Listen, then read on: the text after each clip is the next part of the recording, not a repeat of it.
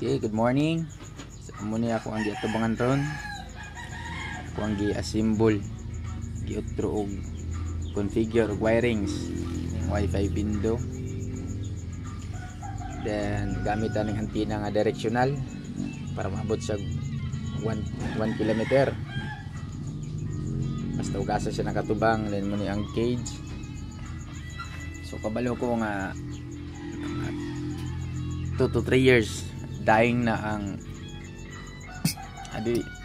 negosyo nga Wi-Fi window sa akong panglantaw ra pud ni kay ang atong gobyerno na may programa nga sa DICT program kanang free Wi-Fi for all.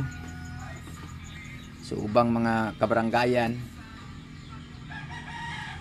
uban nga eskwelahan na sila kita even sa pinakalayo nga area na ng Starlink. Pero kung ganahan na kag dugang-dugang nga income, pwede ra siya kay na may mga area nga mga sitio. Yeah. Ang tao ganahan majug nara silang balay duol ra. Munang kabantay taron dinug-ulay na gyud. Pero dili ga syempre kung ang tao dili ga gadali adto gina sa libre, so adto gina sa area sa mga area nga naa dito gi-install ang kuan ang free Wi-Fi for all powered by Starlink sa remote areas or sa highway nga gitong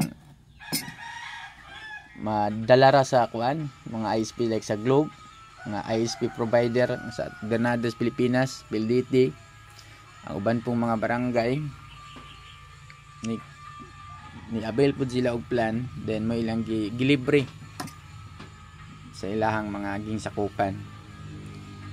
So ako agwanta ra jud ko ani kay dili po ta hilig mamuhi or unsa pa lain yung mga sideline.